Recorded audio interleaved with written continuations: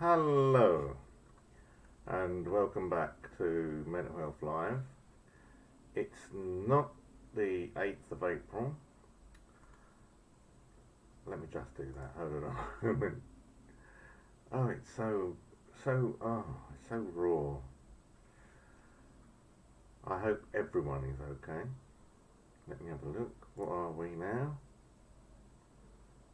The 12th.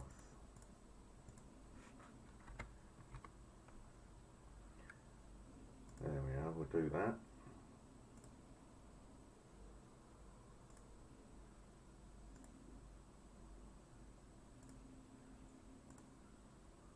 There we go, you see? It's that easy. Anyway, where are we? Forgive the washing, I've just done some laundry and it's all just air drying in the flat. Hopefully this is now going out on 3 streams. Let me just check the Facebook one because that's always a weird one. I can't see anything here.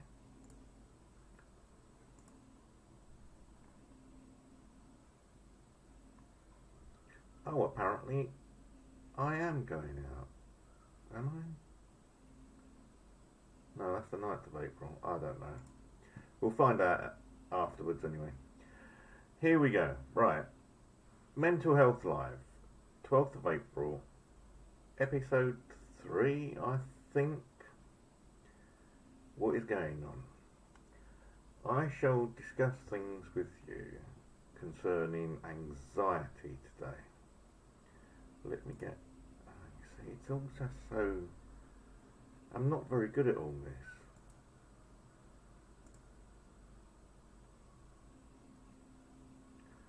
Right, let's see. Stream Manager. That's what I need. There we go. Now I'm there. Sorry about that.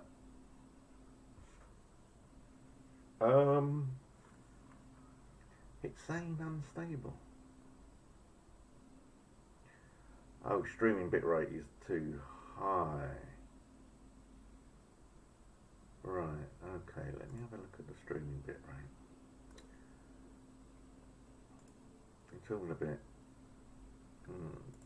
stream.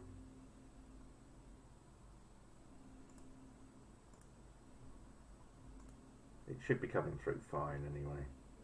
I'm getting good bitrate out of here. Yeah, it looks good at my end. Right. Ooh. Here we go then. Anxiety. I've had a bit of a breakthrough with my personal anxiety because I've got social services finally involved. Let me just have a look. Hold on.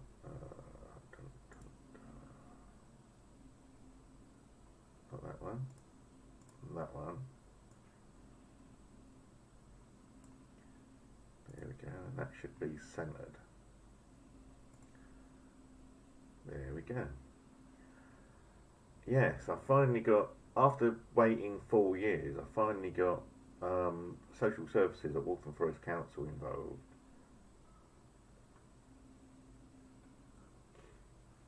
And it went really well. Well, I think it went really well. I won't find out until the end of this week or probably early next week and see what happens, but hopefully I've now got someone involved.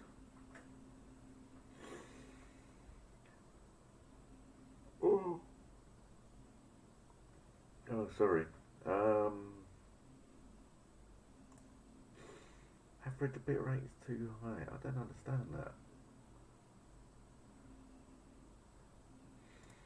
Anyway, we'll see how it goes. Yeah, so social services came down. I had a couple of social workers, and I think it went quite well. Apart from the usual, the cat's getting in the way.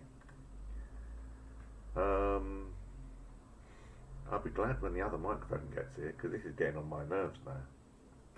It's all right for karaoke, but this is no good for podcasting and YouTube casting. It's just you need to be so close to the microphone. So roll on Thursday, and hopefully I'll get the new microphone by then. Oh, so tired. I'm still not sleeping very well. I managed to get the flat after social services got here yesterday. We threw all the rubbish out, and I managed to get all the rubbish gone. I've got a couple of bags in there now, but that's mainly sort of like packaging and cardboard boxes, things like that. I might throw that out tonight, but I've managed to bleach the floors, and we'll see how it goes after that. But the place is cleaner and it's fresher as well. So, oh, I'm just so tired. I am sorry, people.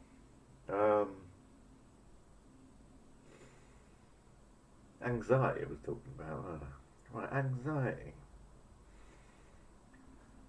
What people see as anxiety is often misconstrued nervousness. And being nervous and being anxious are not the same thing.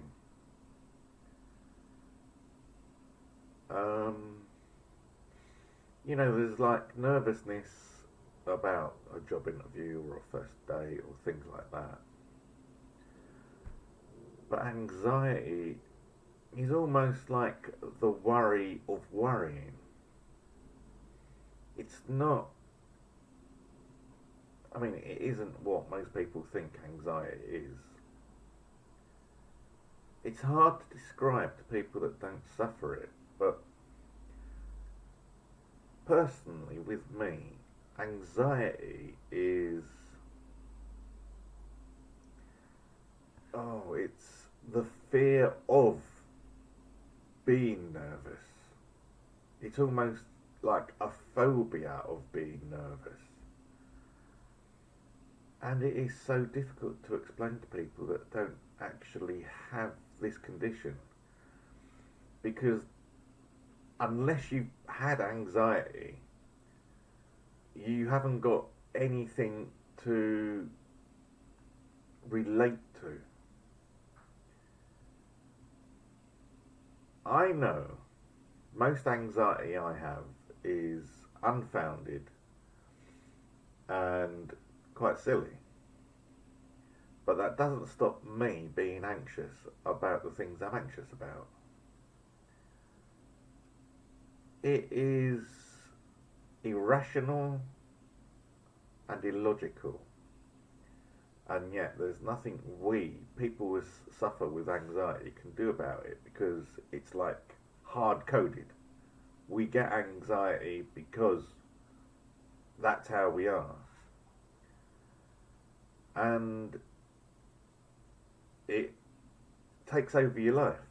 You start getting anxious about becoming anxious. And it is so debilitating. It is the worst disability I can think of. Because you tell people how you feel, and their first reaction is get over it. It's all in your head. Yes, that's why it's called a mental health condition. Of course it's all in your head. That doesn't mean it's not real. To you, it is real. To me, it's real. But to everyone else... See, I had the microphone turned down as well. That's how half asleep I am. But to everyone else, it's just... Well, it really is hard to describe. But I don't know.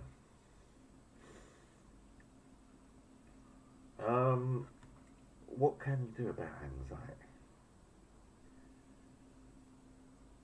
There really isn't much you can do to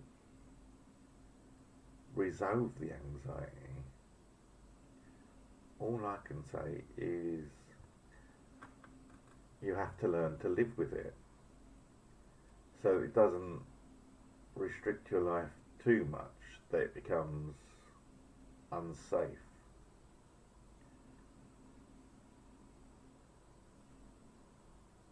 But how do you cope with it?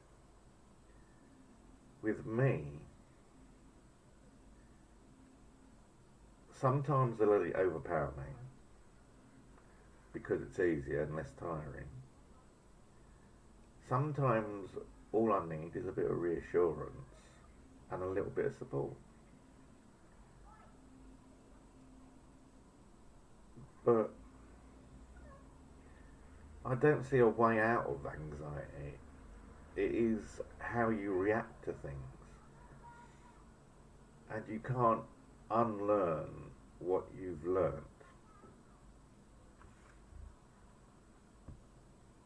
But you can manage it better. And it's a bit like, let's put it this way, it's a bit like a fear of spiders. You can learn to be comfortable around spiders, but I don't think you ever really get over the fear of it because of how you are. You know that most of the time it's irrational because most spiders are not going to harm you. But you just feel, after you've learnt to cope around spiders, that it may be irrational, but for some reason you still don't like being around them. You would avoid them rather than have the phobia, even after you've learned to manage it. It's one of those situations, if you didn't need to put yourself in it, then you won't. And I see anxiety like that. Once you've had anxiety and you've learnt to live with anxiety, you learn also to avoid situations that will make you anxious, even though you believe you can manage those situations. And I know this goes against the grain and goes against what everyone says. I believe if you can avoid situations that will make you anxious, then if it's better for you, then you do what is best for you. Don't worry about what people advise you and what people say to you. Worry about yourself in the first instance. Yes, you know that most of the anxiety is irrational, and yes, you know that it doesn't make sense to other people. So, the easiest way I would suggest of coping with it is to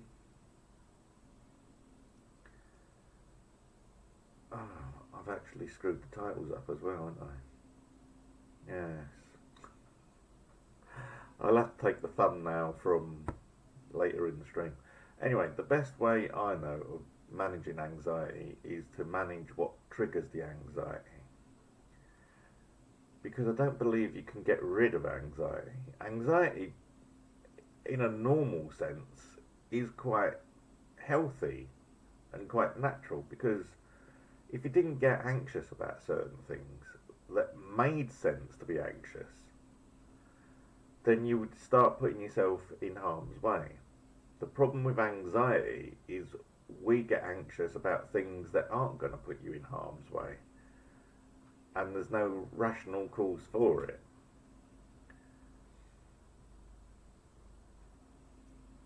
So I would initially start by trying to work out what triggers the anxiety, if possible. Sometimes anxiety comes on all by itself. The same as depression. Sometimes nothing triggers it, and you just get anxious. Those times, it's almost like an anxiety about anxiety. You're not anxious about anything, you just feel anxious. And it's very hard to describe to someone on the phone why or what is causing the anxiety. You are just anxious.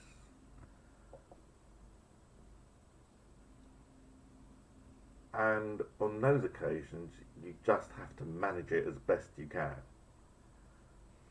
If that means staying at home in the dark and just putting some relaxing music on, so be it. If it means curling up in your bed and trying to sleep it off, do that as well. Whatever you think works for you, do that. Drugs don't work. Not for the anxiety that we get. Yes, you can get tranquilizers.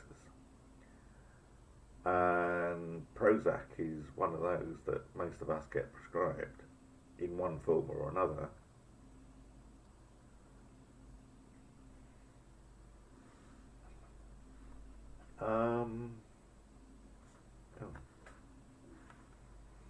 It must be back in the bedroom. See? Anxiety about the phone. I'm not sitting on it, am I? No.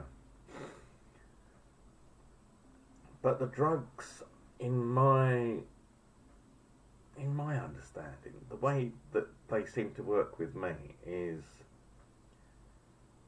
they slow things down a little. So the depression takes longer to come on and longer to get off. And the same with the anxiety, it takes longer. So you don't get sudden attacks of anxiety. It takes a few minutes to an hour or so to come on. Or occasionally I wake up with it. There's no plans for the day, but I wake up feeling anxious about things, and everything, noises and sudden movement, just makes me anxious. And there's nothing I can do about that. It just happens. And I think that's the bit that doctors and other people that don't suffer anxiety don't understand. How can you get anxious about nothing? You can, trust me. You can get anxious. You can get, it's almost like hyper anxious. You get anxiety about everything triggers it. Noises and things appearing in the corner of your eye and anything. Even like my cat's moving around, I suddenly get shocked by it. So, yes, anxiety is one of the worst disabilities you can have, I believe. Because because most of the time no one believes you. A lot of the time you don't even believe that and you're going through it. You think, no, this can't be anxiety. Yes, it's anxiety. It's sort of like hyper worrying. But I'm going to say something stupid now. Don't worry about anxiety. If you suffer from it, you just have to cope with it. There's not a lot you can do with it, in my opinion. Doctors and psychologists will convince you just need therapy, and maybe that's true. But the state of the world at the moment, and the state of the NHS, they're not going to cure you. Because even if therapy helps, it doesn't resolve the issue. It just helps, and eventually the therapy will get withdrawn and you're back on your own. So you are basically there sorting it out yourself. Good friends and family may help in as much as it gives you someone that believes you to talk to. But I don't know. Sometimes the only thing that helps is just to block the world out for a period of time and to take your mind off it as best as you can. Whether it's reading a book, playing some music, watching a movie, going for a walk. Whatever your anxiety doesn't stop you doing, try and do that to literally take your mind off it. The worst thing you can do with anxiety is to sit there concentrating about it, because then you sort of like self-amplify the anxiety itself. And that's easier said than done if you're on your own with no family or friends. Which is part of the reason why I started doing these podcasts and these live streams. Even though today's was hardly the most professional on the planet, but sorry about the beginning.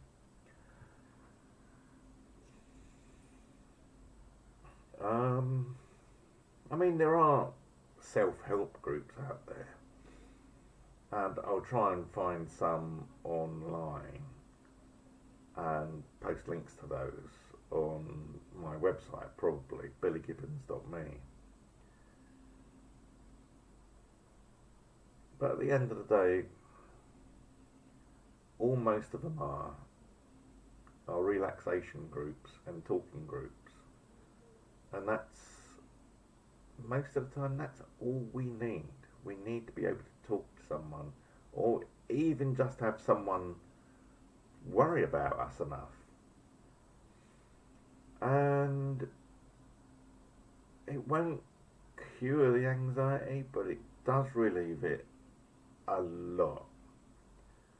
And I'm talking about in my situation, I would say the anxiety when I've got someone to discuss it with, or even just talk about anything else with, is reduced by about 90%. To the extent that you can virtually ignore it. The anxiety is still there, but you can cope. And to others, it looks like the anxiety isn't there. But as long as you can cope and you can get on with stuff during the day, then that's fine. You don't need to have drugs and counselling and things like that. You just need family and friends. Someone that cares for you to talk with you. And I think that's what causes most anxiety amongst people. It's the fact that society has gone into an online texting only sort of area. You can't talk to anyone in public services, you can only email them, even though they're supposed to be accessible. You can't even talk directly to doctors and things like that. You have to ask the doctor to call you back. I've done that and my doctor won't call me back. And it's the frustration you get in life of being cut off from everyone. And the only people you seem to be able to talk to are charities and like the online services like NHS and police.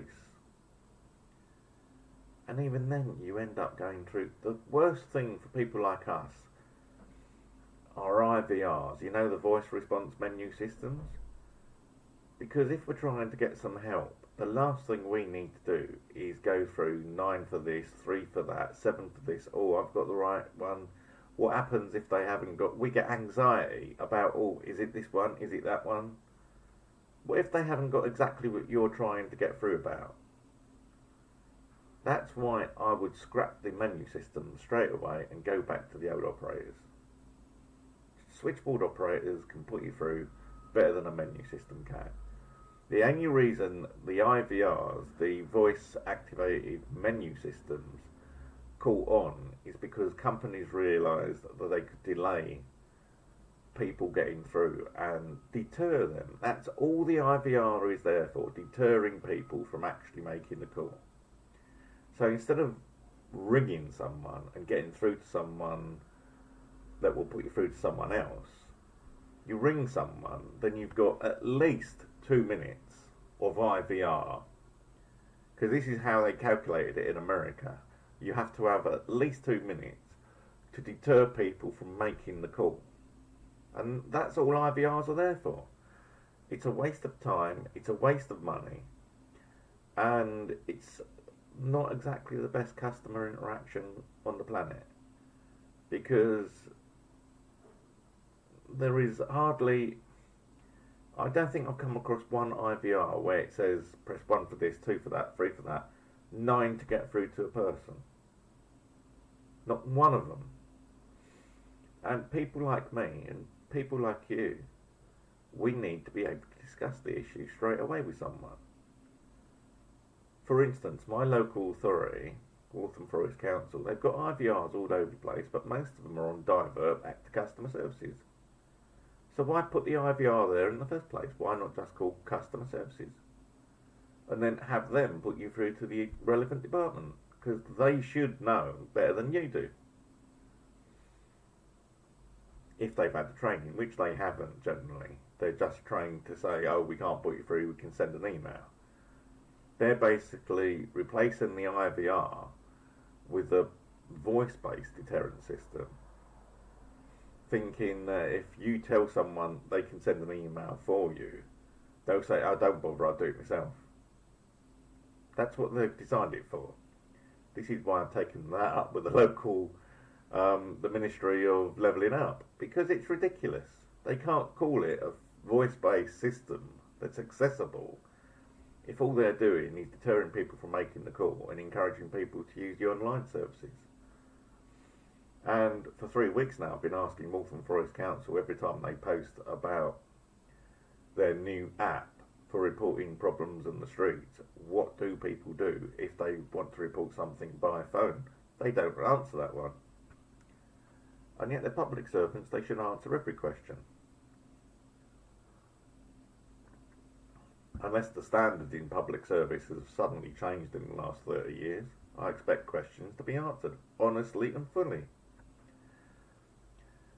And yeah, Waltham Forest Council don't do that, and it's so frustrating, and that's where a lot of my anxiety comes from, my council.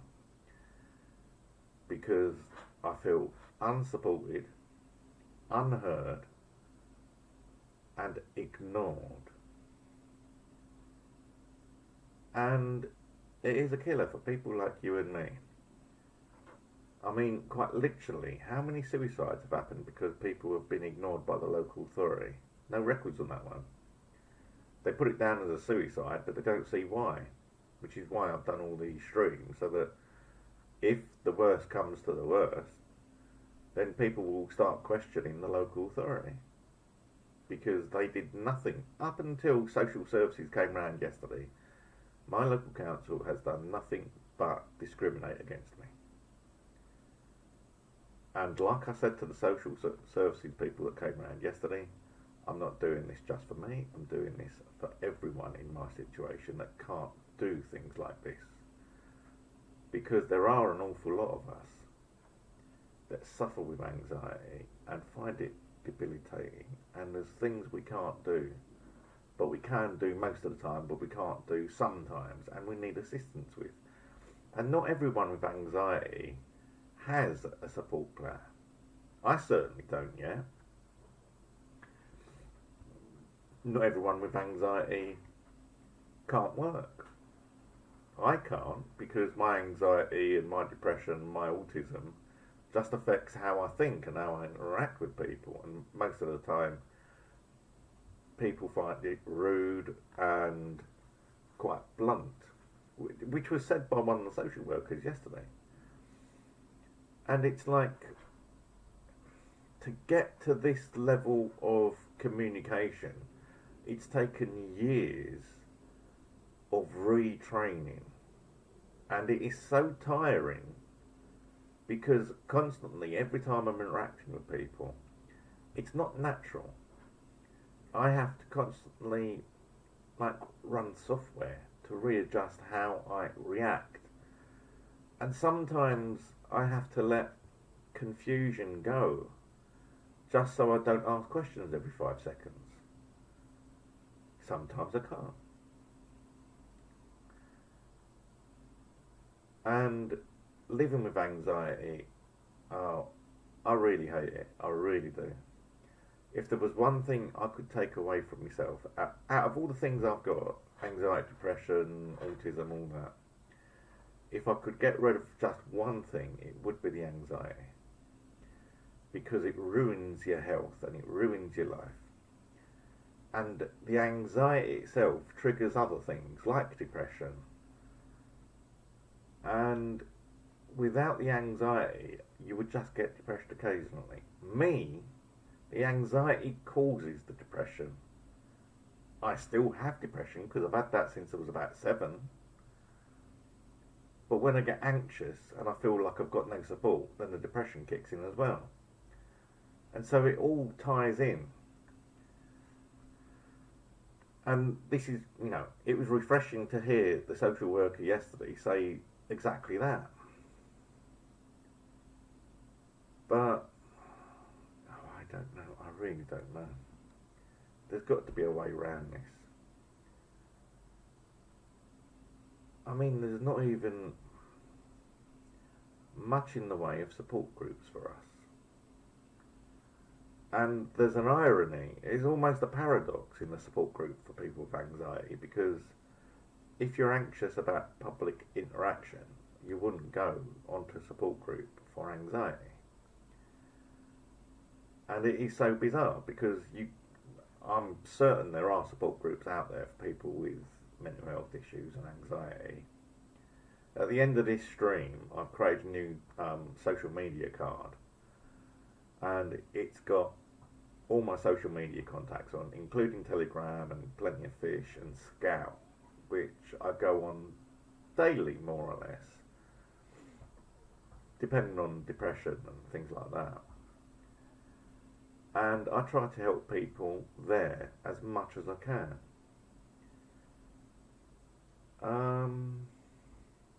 But yeah, support groups, very odd.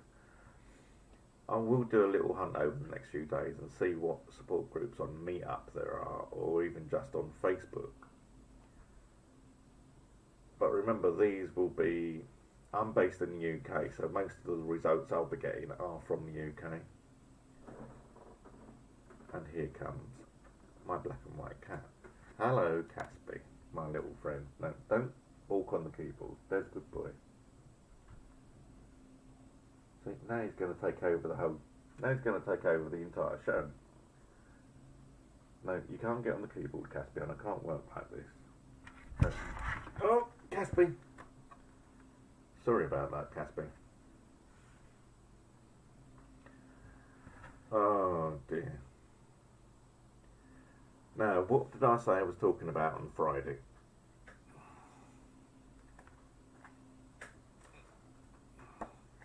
Oh, it's the What You Must Think of Me one. That one.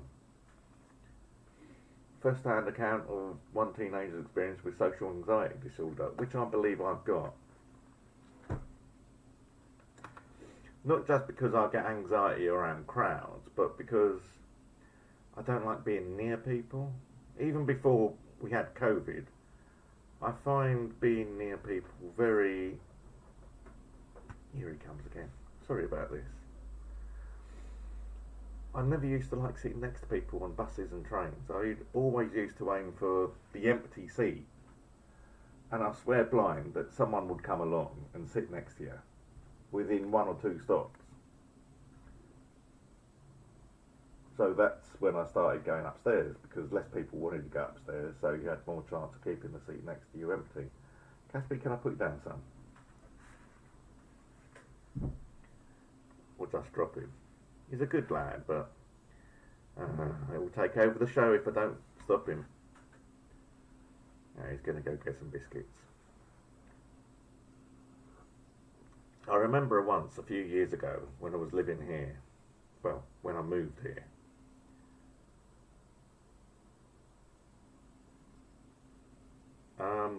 I went to meet someone in Stratford, and it was just before Christmas. Oh my God. To say that anxiety, the crowds were incredible. And I had to find a place away from the crowds, outside the shopping centre. I mean, if you know Stratford, there's like a shopping centre right beside the road. There's Westfield and the main Stratford Centre. And I had to go in between the two, off the main thoroughfare itself, and just sit down for about 20-25 minutes. Closed my eyes and sat down to try and calm down, because I literally became virtually paralysed. The world was spinning around me. There was too much noise, too much movement. It was very bad for me. After that, I had to make my way through this immense crowd again to get back to the train station and come back. Oh, it was so bad. I remember that, even though it was only, 4 years ago, 3 years ago? It was just, I don't think I met the person I was supposed to be meeting in the end anyway. I had to send them a text saying, I've had to go because, I just can't cope. Which is strange, because on the other side of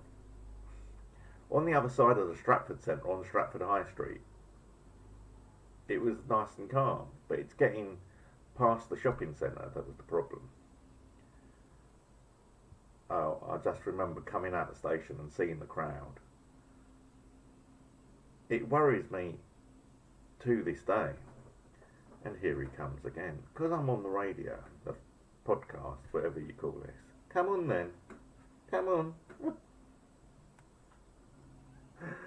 Oh, he will take over the show. He's more interested in my cup of coffee. Oh. You can't sit there, Caspi. Oh. Right, let me just hold on a moment.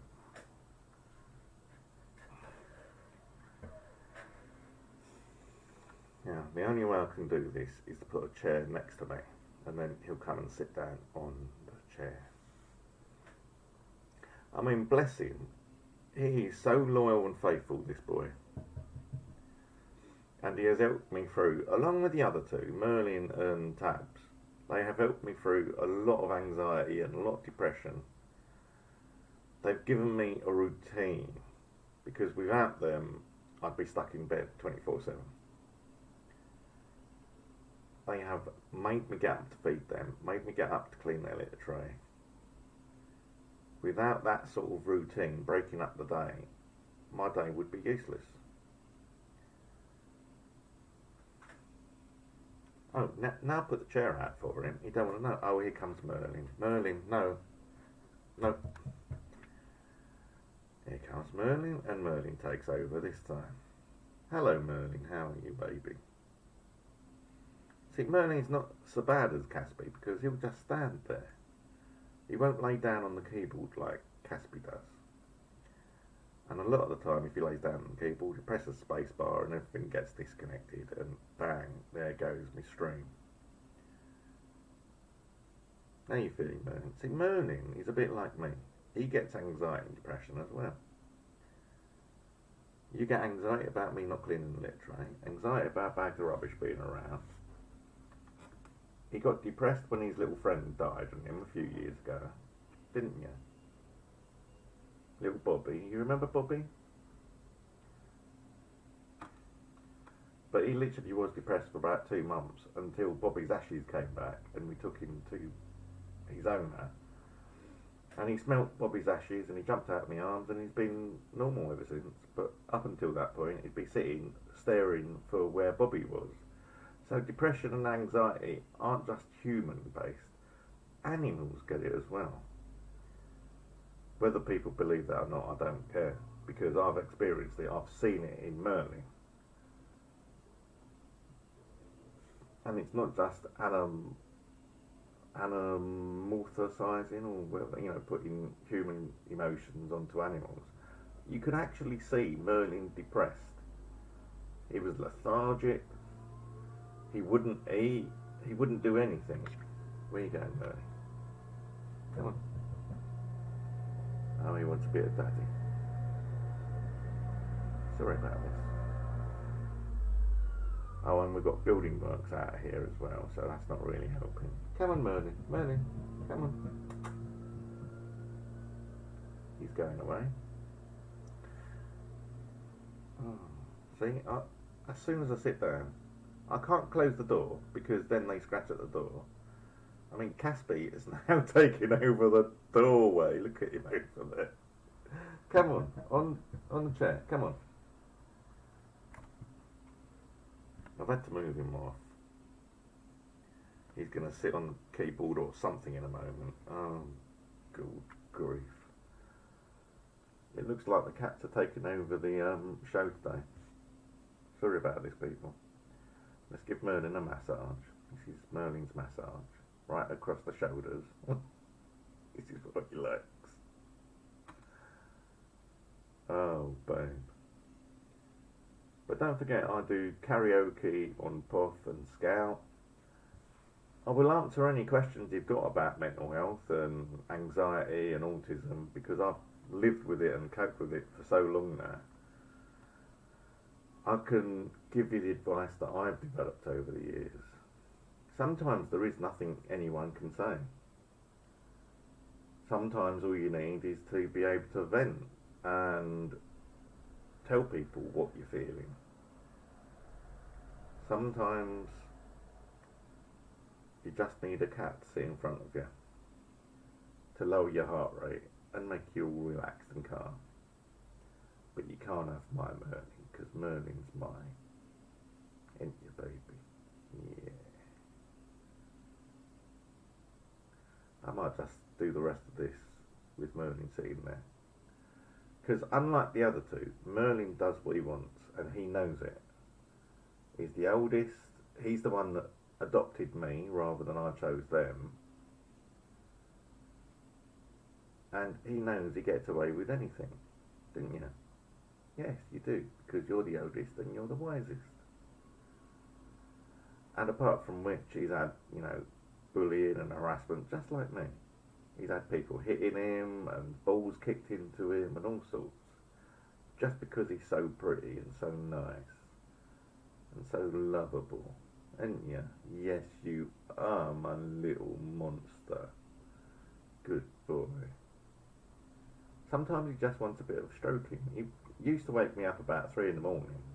And he used to wake me up at 3 in the morning, back when I could sleep. And he wouldn't leave me alone until I'd give him 15-20 minutes of stroking. And a little bit of, rubbing round his ears. Like that. And his head. And his chin. And around his jaw. And then when he's had enough, he'll just get up and walk away. No sort of, buy or leave. He'll just stop and walk away. You might get time to see that in a moment. Who knows? You okay, Merlin?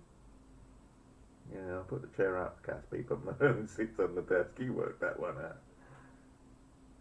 Caspy's gone now, thankfully. I don't mean that in a bad way.